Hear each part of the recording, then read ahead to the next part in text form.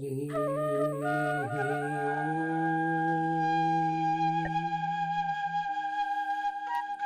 नमः शिवाय।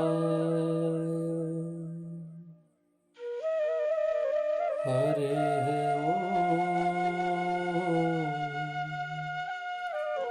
नमः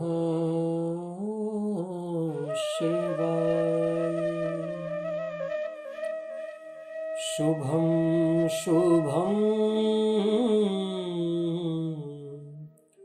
कुरु नमः शिवाय।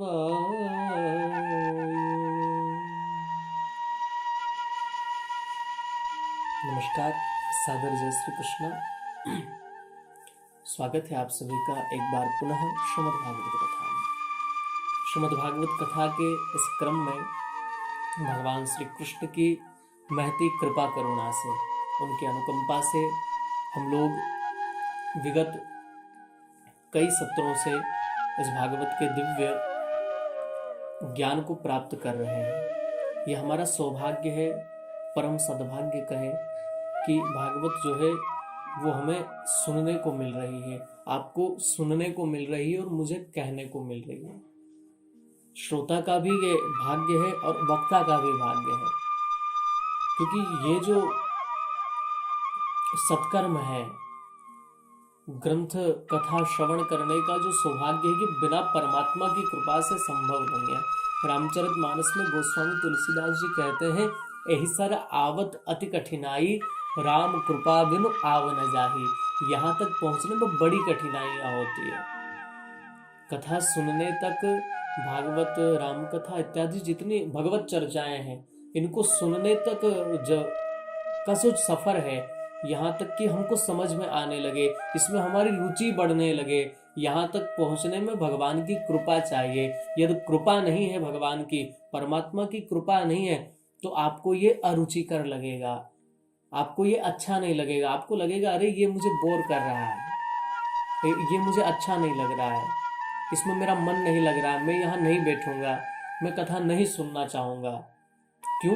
क्योंकि भगवान की कृपा नहीं है। एहि सर आवत अति कठिनाई, यहाँ तक पहुँचने में अपने मन की जो स्थिति है उसको कथा सुनने लायक बनाने में बड़ी कठिनाइयाँ होती हैं। हमें अपने मन को बहुत, एक सामान्य भाषा में कहे तो मन को बड़ा मारना पड़ता है, मन मारकर चलना पड़ता है। ये हमारा जो मन है ये हमें विकृतियों की ओर ले जाता है। इसलिए राम कृपा बिनु आव न जाहे, ये तो वही सुन पाता है जिस पर भगवान की कृपा हो, परमात्मा का अनुग्रह हो, जिस पर भगवान अपनी कृपा करना चाहते हैं, वही यहाँ तक पहुँच पाता है। तो हम लोग बड़े सौभाग्यशाली हैं, जो सुन पा रहे हैं वो भी सौभाग्यशाली, और मैं कह पा रहा हूँ, ये भी परमात्मा ने मुझे अवसर दिया है। और आप सबका स्नेह और प्रेम है कि मैं निरंतर आपके सामने भागवत को बहुत सरलता से रखने का प्रयास कर रहा हूँ, जो गुरु कृपा से मुझे प्राप्त हुआ उसके अनुसार। पिछले सत्र में हम लोग श्रवण कर रहे थे, सम्राट परीक्षित जो है वो मृगया के लिए जब जंगल में गए तो रास्ता भटक गए और भूख प्यास से जब व्याकुल हुए तो शमीक ऋषि का आश्रम उन्हें दिखाई पड़ा। वहां जाकर के उन्होंने याचना की। ऋषि समाधि में थे, कुछ बोल नहीं पाए। उनको लगा कि ये मेरी आवभगत से, मेरे स्वागत सत्कार से बचना चाहते हैं, इसलिए ये ऐसा आचरण कर रहे हैं। उन्हें भ्रम हो गया तो उन्होंने एक मरा हुआ सर्प उनके गले में डाल दिया, और वही सब घटना जो पिछले सत्र में मैं आपको श्रवण करा चुका हूं। शमीक जो है उनके पुत्र ने श्राप दे दिया श्रृंगी ने 7 दिन में मरने का। अब परीक्षित जो है अपने घर पहुंचे, उन्हें बड़ा पछतावा हुआ, मुझसे ये क्या भूल हो गई है, अब मेरे पूर्वजों की कीर्ति को मैंने कलंकित कर दिया। कदाचित मेरे पूर्वज इस घटना को देख रहे होंगे तो मुझ पर उन्हें घृणा हो रही होगी कि हमने, हमारा कैसा उत्तराधिकारी हम छोड़कर आ गए, जिसने एक संत का अपमान कर दिया, वो भी समाधि अवस्था में अपमान कर दिया, जिसका कोई कसूर नहीं था, जिसने कोई गलती नहीं की थी, और ऐसा उसने कोई कर्म नहीं किया था कि उसको उस बात की सजा मिले। मैंने उसके साथ अपमान करके बिल्कुल अच्छा नहीं किया, ऐसा पश्चाताप ही हो रहा था।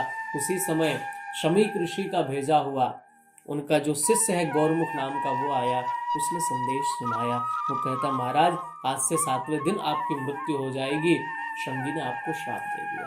मेरे गुरुदेव शमीक ऋषि ने मुझसे कहा कि मैं जाकर आपको बता दूं, आप अपनी मुक्ति का कोई उपाय कर लें, अपनी मुक्ति का कोई साधन कर लें। और हमारे यहाँ एक भजन बड़ा प्रचलित है, मुक्ति का कोई तू जतन कर ले, रोज थोड़ा थोड़ा हरि का भजन कर ले। और रोज थोड़ा थोड़ा हरि का भजन कर ले, हर दिन अहरनिश भगवान का भजन थोड़ा थोड़ा होता रहे, ज्यादा नहीं तो थोड़ा ही सही, परंतु मन तो लगा रहे, याद तो रहे कि हमें यही करना है। परीक्षित को बड़ी ग्लानि हुई, परीक्षित ने उसके पैर पकड़ लिए, उस शिष्य के, शमीक ऋषि के जो शिष्य थे उनके पैर पकड़कर कहने लगे मुझे तो इस देह को रखना ही नहीं है, जिस देह से, जिस शरीर से मुझसे अपमान हो गया, इस देह को मैं रखना ही नहीं चाहता अपने पास। मैं तो चाहता हूं ये अभी नष्ट हो जाए, पर क्या करूं, ऋषि कुमार का जो श्राप है वो व्यर्थ नहीं जाएगा। आज से 7 दिन तक तो मुझे इस देह को धारण करना ही पड़ेगा। इसलिए तो आपकी बड़ी कृपा जो मुझे इस बारे में आपने ज्ञात करा दिया, और नहीं तो मैं इस देह को अभी नष्ट कर देता। अब मुझे 7 दिन मिले हैं, तो इन 7 दिनों में मैं अपनी मुक्ति का यत्न करूंगा। और तुरंत निर्णय लिया परीक्षित ने,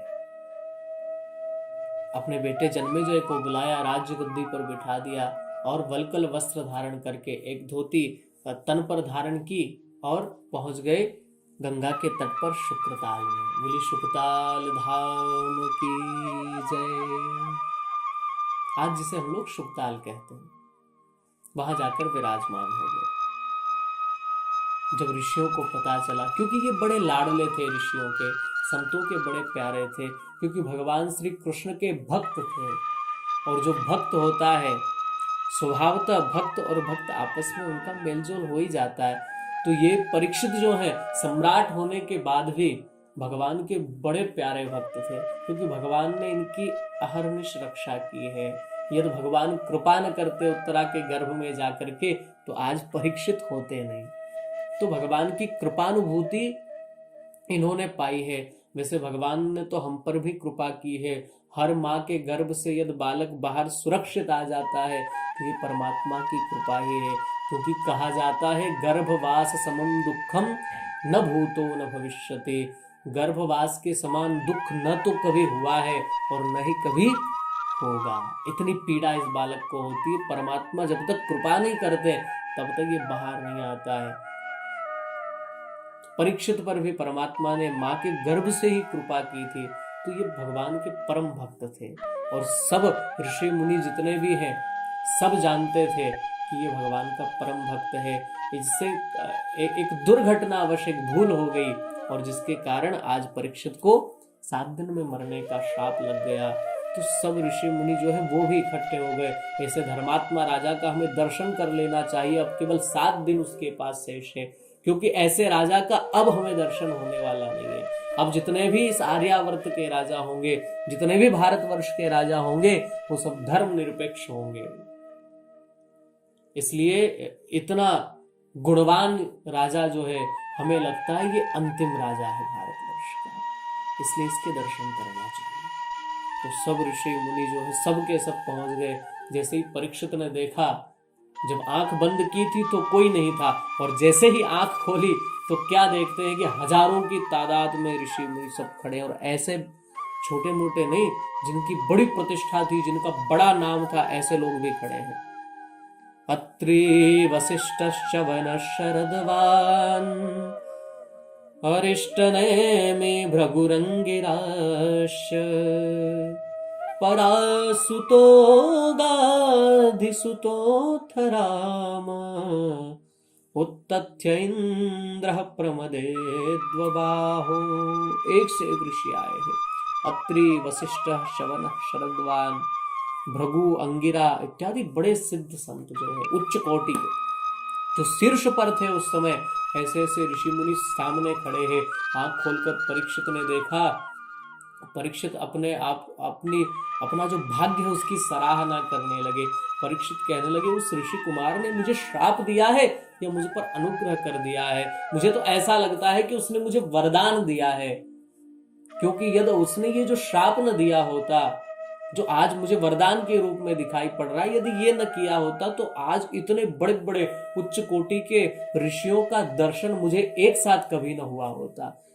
इतने हजारों की तादाद में मैं कब इन ऋषि मुनियों के दर्शन करने का सौभाग्य पाता। इसलिए उस ऋषि कुमार ने मुझे श्राप नहीं दिया, उसने तो मुझ पर अनुग्रह कर दिया है, उसने तो मुझ पर कृपा कर दी है। इतने ऋषियों का दर्शन एक साथ करना, इतना बड़ा सौभाग्य मुझे फिर कब मिलता है। परीक्षित ने जैसे ही इन सबको देखा, सबसे एक ही प्रार्थना की, महाराज आज से 7वें दिन मेरी मृत्यु हो जाएगी, और 7 दिन में मरने वाले को क्या करना चाहिए? क्योंकि मेरे पूर्वजों ने एक बात मुझसे हमेशा कही है, मैं आपसे संसार की कोई बात नहीं करना चाहता, क्योंकि मैं जानता हूं संत जो है, जो सच्चे संत होते हैं, उन्हें संसार की बातों में कोई अनुराग नहीं होता, वो तो भगवत तत्व की ही चर्चा करते हैं। इसलिए मैं भी आपका समय नहीं गंवाना चाहता। और मेरे पूर्वजों ने मुझसे कहा है, मेरे पितामहाओं ने मुझसे एक ही बात कही, बेटा जीवन में संत का क्षण और अन्न का कण कभी बर्बाद मत करना। इसलिए आपका प्रत्येक क्षण जो है वो बहुमूल्य है, और उसे मैं व्यर्थ नहीं जाने देना चाहता। इसलिए कृपा करके आप मुझे ये बताइए कि 7 दिन में मरने वाले व्यक्ति को क्या करना चाहिए। सबसे यही प्रश्न किया, और प्रश्न कर ही रहे थे, उसी समय एक अद्भुत नजारा दिखाई पड़ा। सब ऋषि मुनि खड़े हो गए हैं। परीक्षित समझ नहीं पा रहे ये क्या हो रहा है।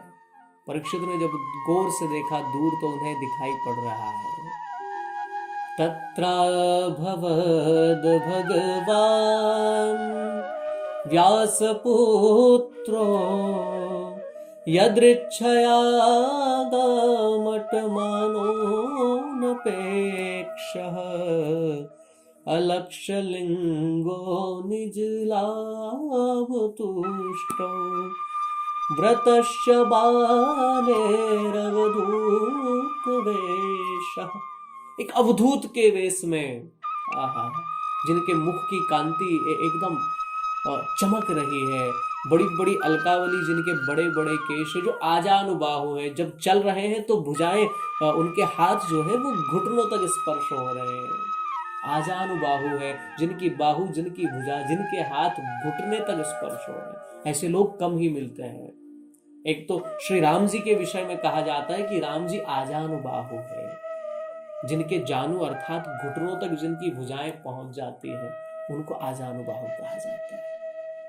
तो ऐसे श्री सुखदेव जी महाराज का आगमन हुआ, जिनकी सुंदर अलकावलियां हैं, गठीला शरीर है, श्याम वर्ण की जिनके शरीर की कांति है, और उनके पीछे तमाम छोटे छोटे बच्चे, नंगा बाबा आ गया, नंगा बाबा आ गया, और युवतियां जो उनकी सुंदरता को देख करके उनके पीछे भागी चली जा रही हैं।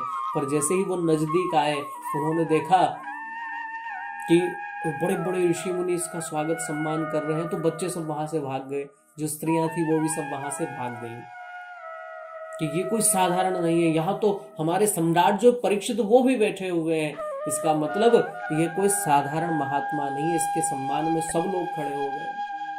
और जैसे ही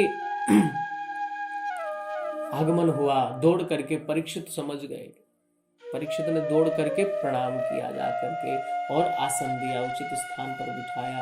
परीक्षित ने मन में विचार किया, ये केवल 16 वर्षीय, जो केवल 16 साल का है, ऐसा संत आया, और जिनकी हजारों वर्ष उम्र है, ऐसे ऐसे महात्मा उठ करके जिसके स्वागत में खड़े हो गए, ये कोई सामान्य नहीं है।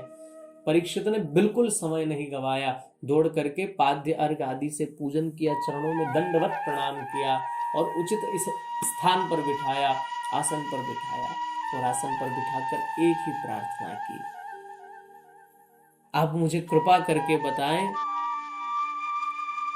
कि 7 दिन में मरने वाले को क्या करना चाहिए। आज से 7वें दिन मेरी मृत्यु हो जाएगी, मुझे श्राप लगा है। इस तरह का प्रश्न जब किया, तो सुखदेव जी महाराज जो है वो बड़े प्रमोदित हुए, बड़े प्रसन्न हो गए। भाई उनकी प्रसन्नता का क्या कारण है, ऐसा क्या है इस प्रश्न में जिसे सुनकर के सुखदेव जी प्रसन्न हो गए। इस विषय पर चर्चा हम लोग अगले सत्र में करेंगे। तब तक आप सभी को सादर जय श्री कृष्ण।